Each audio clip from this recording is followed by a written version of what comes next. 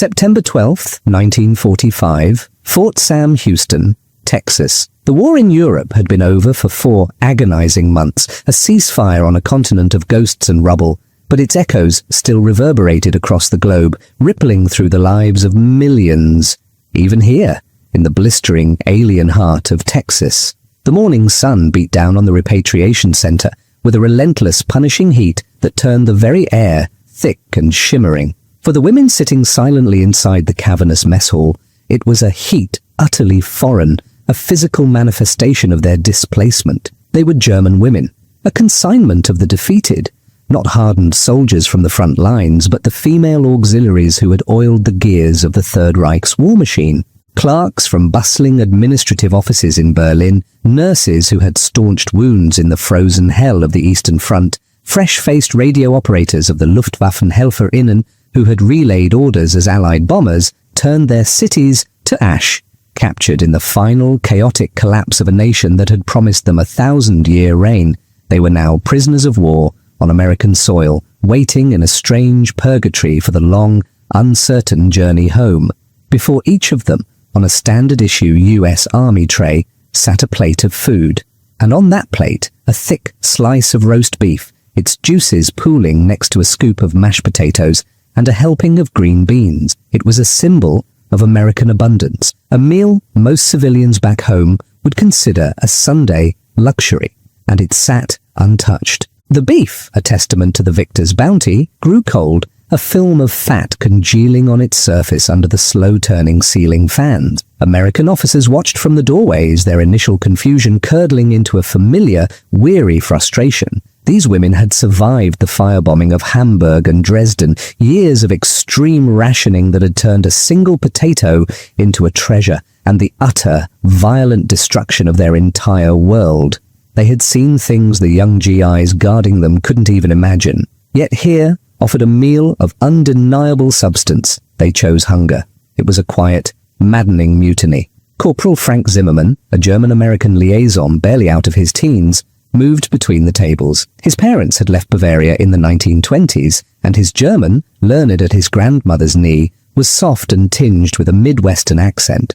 He spoke softly to the women, gesturing to the food, his face a mask of earnest concern. Still they would not eat. Their faces were like porcelain, hard and unreadable, and in that moment of stubborn, silent refusal, neither side fully understood the chasm that separated them. They were standing at the crossroads of 2 worlds that had just spent 6 years and tens of millions of lives trying to utterly annihilate each other.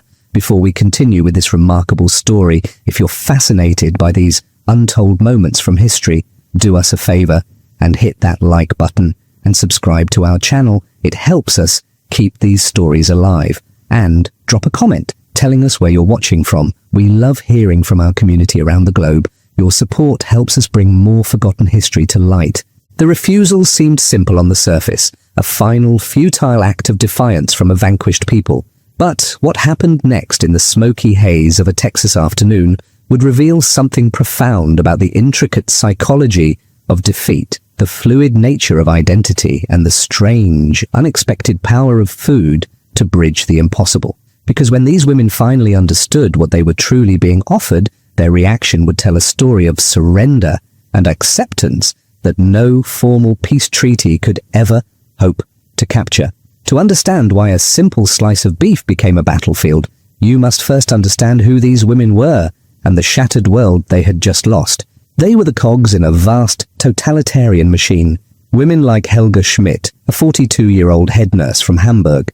Her hands, now resting limply in her lap, had set bones, packed wounds, and closed the eyes of dying boys who looked just like the American guards outside. She was a woman of immense pride and rigid discipline, who saw the world in black and white, order and chaos, strength and weakness. And women like Liesel Vogel, a 21-year-old radio operator from a middle-class Berlin neighborhood, she had been a star pupil, a believer, a member of the League of German Girls, who had thrilled to the torchlight parades. Her last official act had been to send a coded transmission confirming the destruction of a nearby anti-aircraft battery. As Soviet shells fell so close, the ground shook and plaster rained from the ceiling. She had been a faithful servant, and her world had rewarded her faith with total ruin.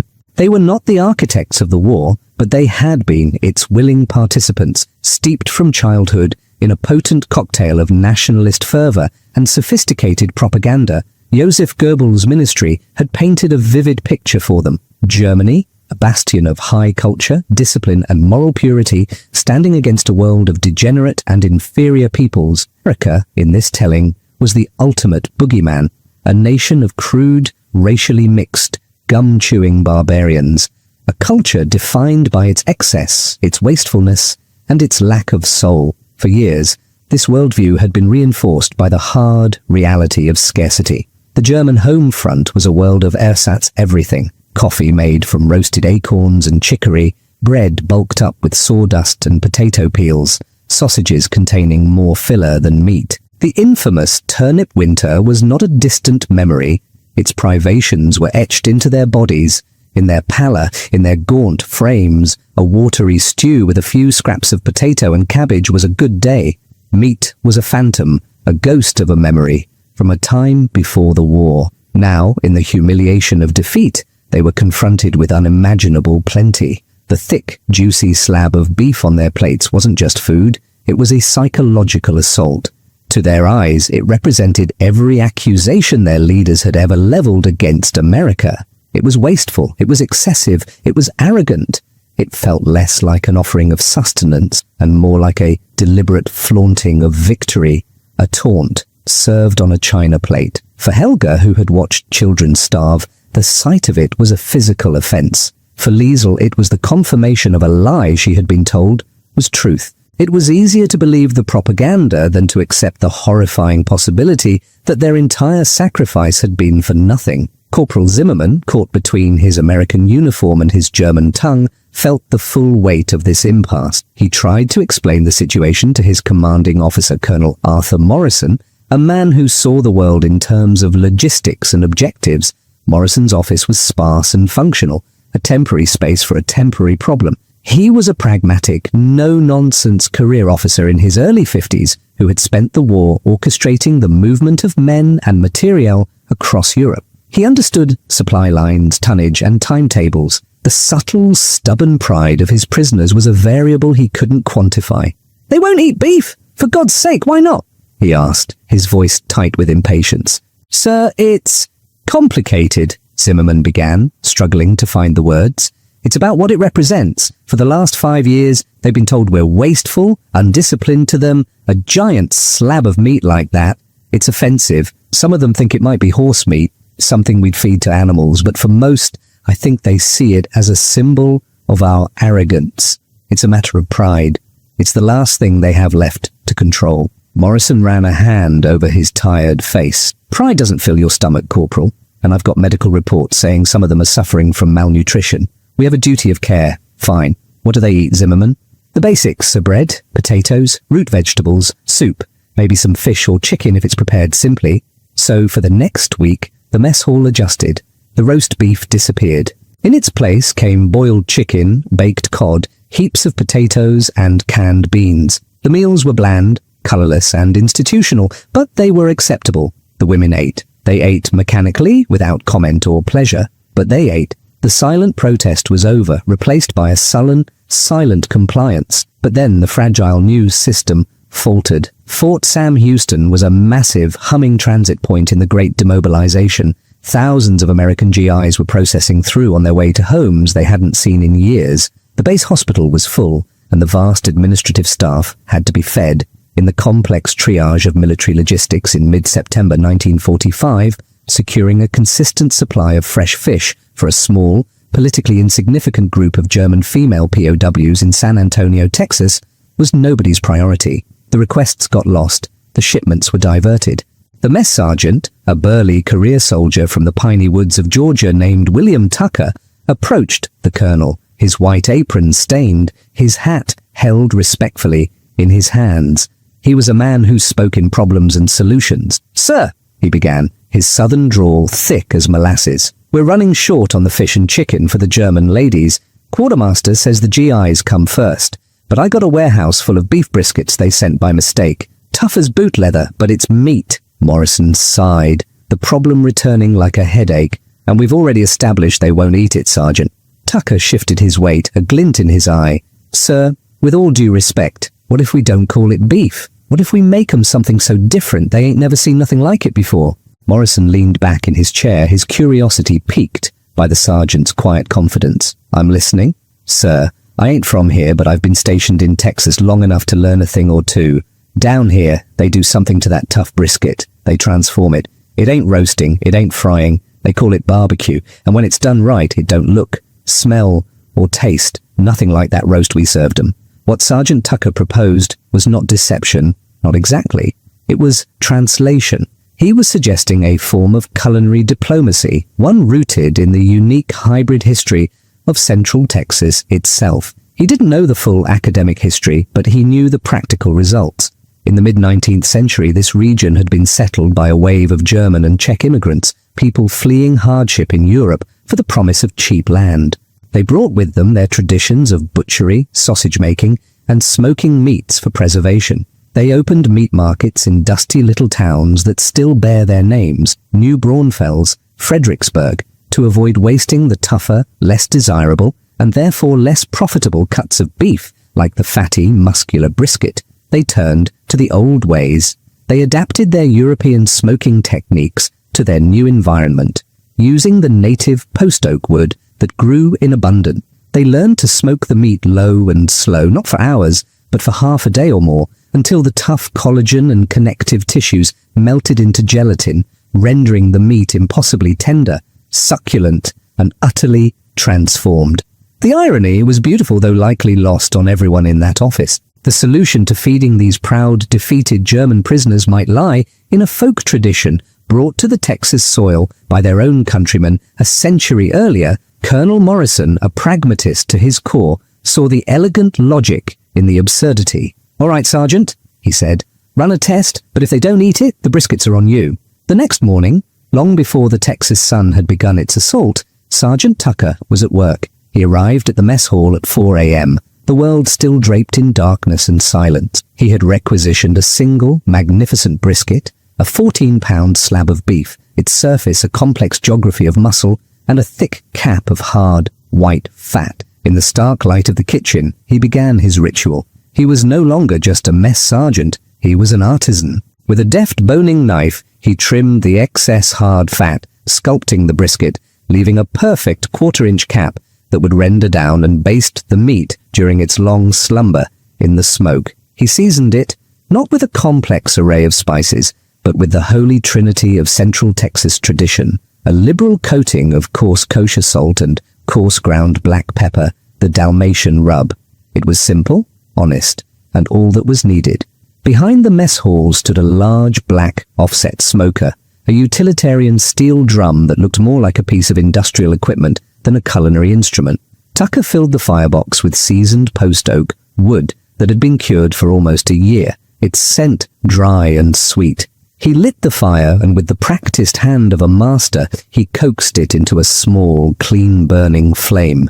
He adjusted the vents, controlling the airflow with minute precision, until a gentle plume of thin, blue-white smoke began to drift from the chimney. This was the good smoke, the secret to barbecue that didn't taste acrid or bitter. He placed the seasoned brisket, fat cap up, onto the grate in the main chamber, as far from the firebox as possible. Then he closed the heavy steel lid, and he settled in for the long wait. For the next 12 hours, Tucker was a sentinel. He tended the fire, adding a split log every hour or so, his senses attuned to the smoker's rhythms. He didn't rely on fancy thermometers, but on the look of the smoke, the smell in the air, the gentle hiss and sizzle from within.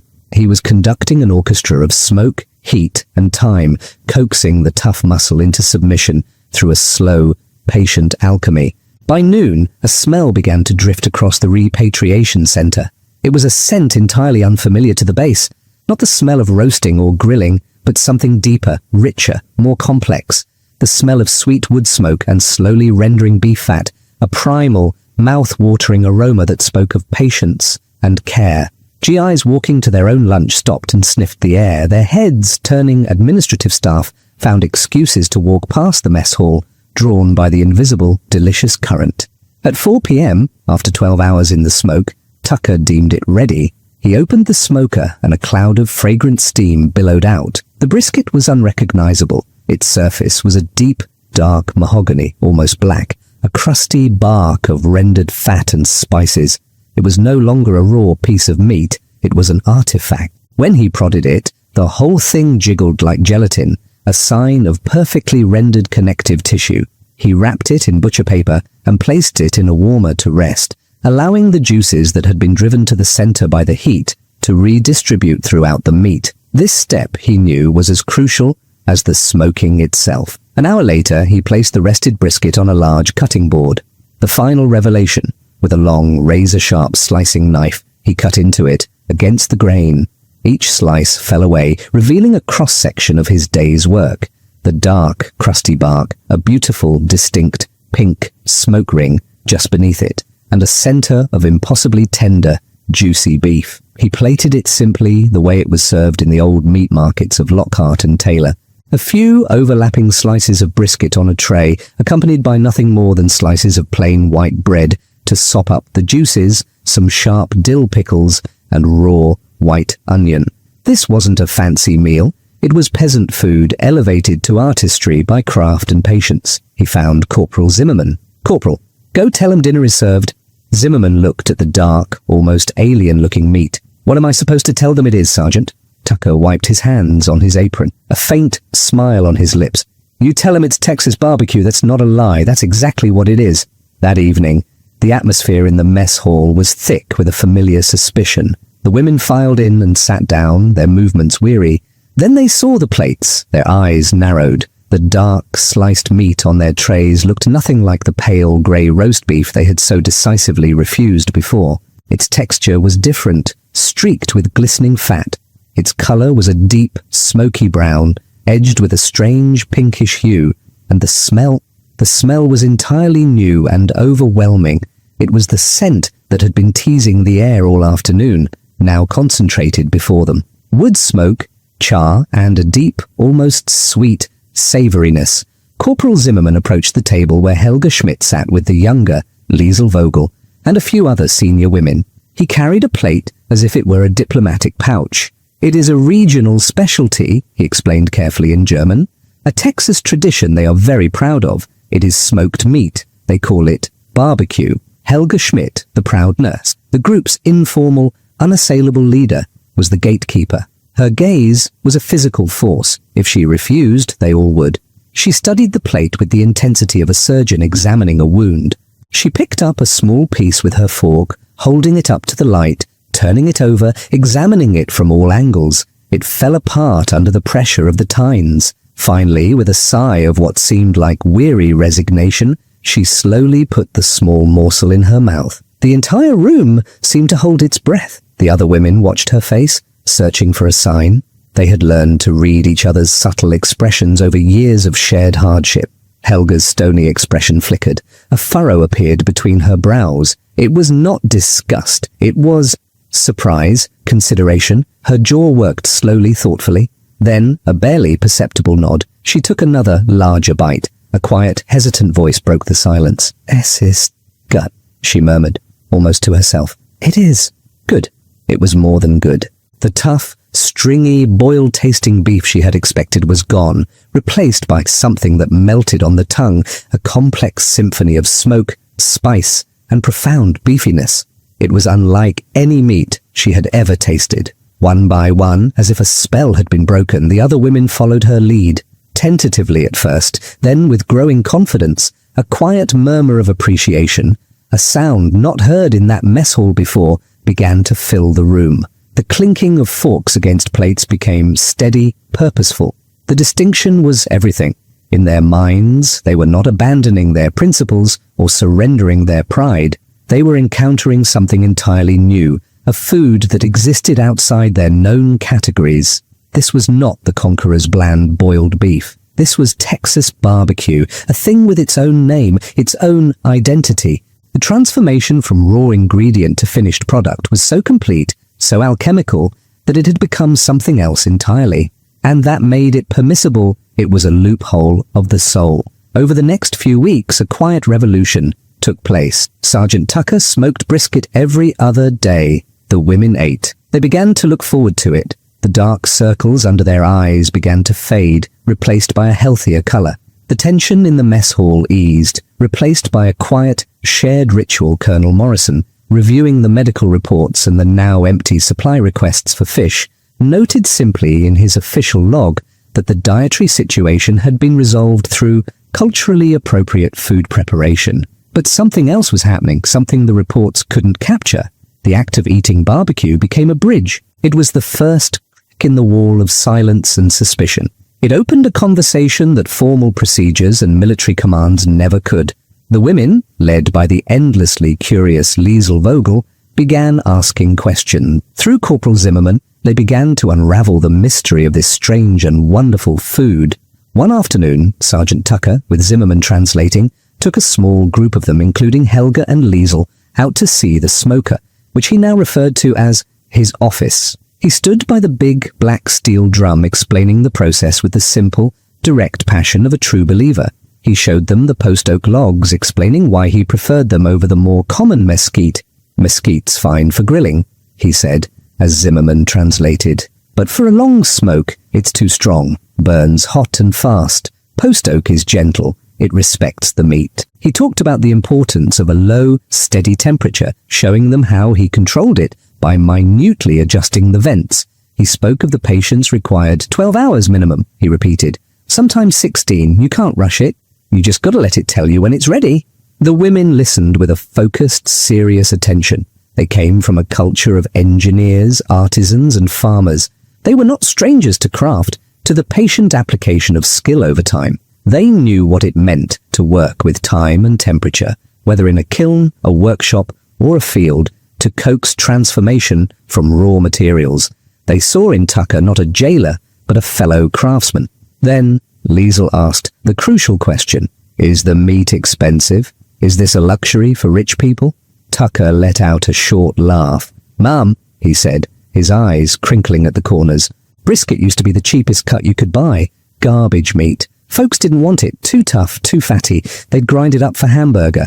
Then some fellas, German butchers, actually, down in the hill country, they figured out if you just give it enough time and smoke, it turns into something special. But no, it's always been working-class food. Food for regular folks." This piece of information landed with the force of a revelation. This wasn't the food of arrogant conquerors, a luxury flaunted in their faces. This was humble food. It was the food of immigrants, of working people who took something undesirable, something others had thrown away, and through skill, ingenuity, and patience, made it extraordinary. This was a value they understood deep in their bones, a value they could respect. There was a democracy in that brisket, a kind of honor that transcended victor and vanquished. Then came the most astonishing connection of all. Zimmerman, prompted by Tucker's mention of German butchers, began to elaborate. He explained the history he knew, how the barbecue tradition they were enjoying was started by German and Czech immigrants, just like their own grandparents and great-grandparents. He told them about the meat markets in towns like Lockhart and Luling and Taylor. They were, in a way, tasting a distant, sun-scorched echo of their own culture, transformed by the Texas landscape and a different branch of history. They weren't just eating American food, they were eating German-American food.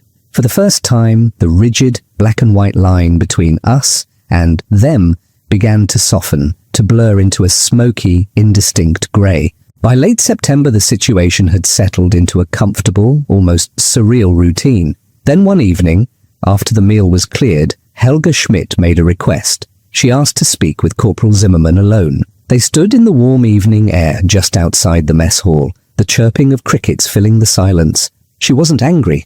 Her expression was knowing, her posture relaxed, tinged with a dry, world-weary irony. "Corporal Zimmerman," she began in German, her voice low, "this Texas barbecue, it is made from a cow, is it not? It is beef." It was a statement, not a question. Zimmerman felt a knot of anxiety tighten in his stomach. He had been a party to this gentle deception. He braced for the accusation, the anger.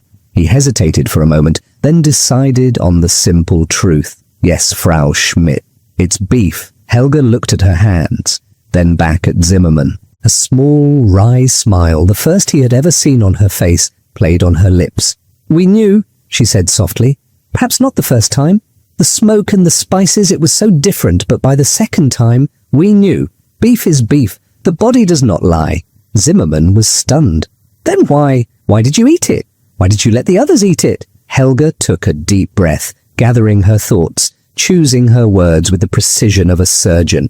"The first beef you served us," she said, her voice gaining strength, their fragrant smoke perfuming the air. They had cooked 3 full briskets, 2 massive pork shoulders for pulled pork, dozens of chickens, and long ropes of smoked sausage. The German women emerged from their barracks, hesitant at first, and found a scene of bizarre festivity. This time, the American staff, the officers, the guards, the nurses from the base hospital, were not observing them. They were in line with them. For the first time, they ate together, not as victors and vanquished, not as captors and prisoners, but simply as people sharing a meal under the vast, benevolent Texas sky.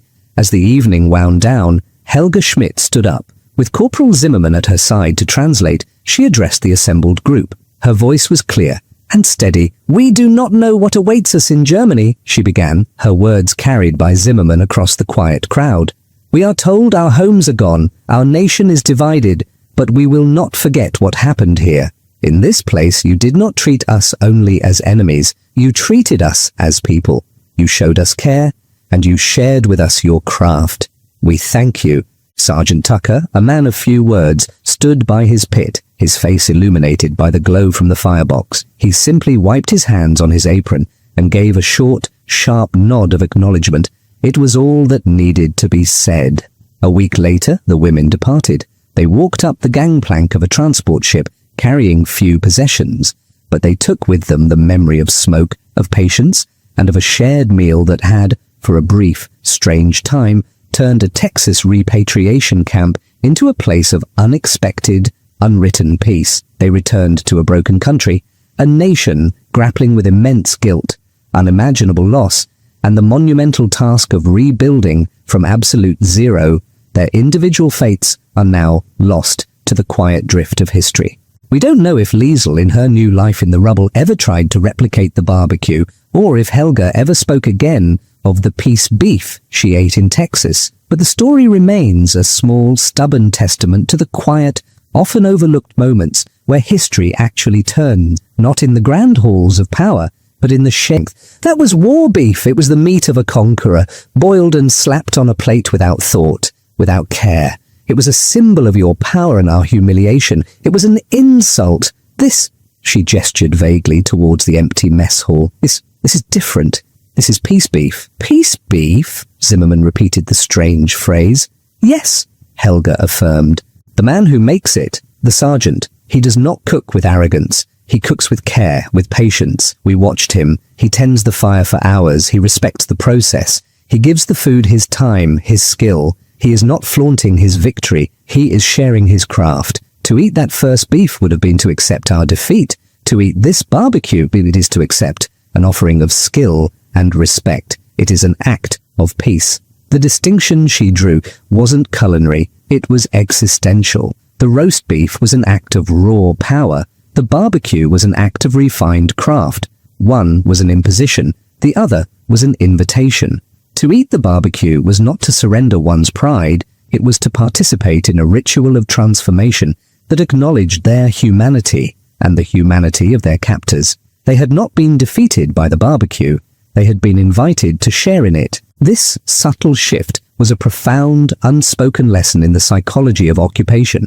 It demonstrated that American power was not purely military or industrial, it was also cultural, adaptable, and in the hands of a gruff sergeant from Georgia, surprisingly human. The ability to turn the toughest, most undesirable cut of meat into something sublime was, in its own small way, a demonstration of the same pragmatic, problem-solving spirit that had built the Liberty ships and coordinated the Normandy landings. It was power of a different kind, the power to create, to transform, to share. In early October, the official orders finally came through. Colonel Morrison learned the women would be departing for the port of Bremerhaven in 2 weeks. He called in Sergeant Tucker and Corporal Zimmerman. "I want to do something for them before they leave," Morrison said, his tone uncharacteristically warm. Something appropriate. The answer was immediate and obvious to all three men. On October 10th, 1945, Fort Sam Houston hosted one of the most unusual barbecues in Texas history. As the fierce afternoon sun mellowed into a golden evening, long tables covered in checkered cloths were set up in a grassy area behind the mess hall. Sergeant Tucker and several other cooks he had recruited presided over a battery of shared spaces of human interaction. It's a story about men like Colonel Morrison, who chose pragmatism over protocol, Corporal Zimmerman, who bridged two worlds with his empathy and his words, and Sergeant William Tucker, who understood a profound truth, that sometimes the most powerful diplomacy doesn't come from the ink of a pen, but from the gentle, transformative embrace of smoke. In the end, peace didn't begin at a treaty table in Potsdam or Nuremberg. For a small group of defeated women in the heart of an enemy nation, it began with the taste of salt, pepper, and slow-rendered fat. It began with the simple, profound, and surprising humanity of Texas barbecue. Thanks for watching. If this story moved you, please consider sharing it. And don't forget to subscribe for more hidden stories from our shared past. Until next time.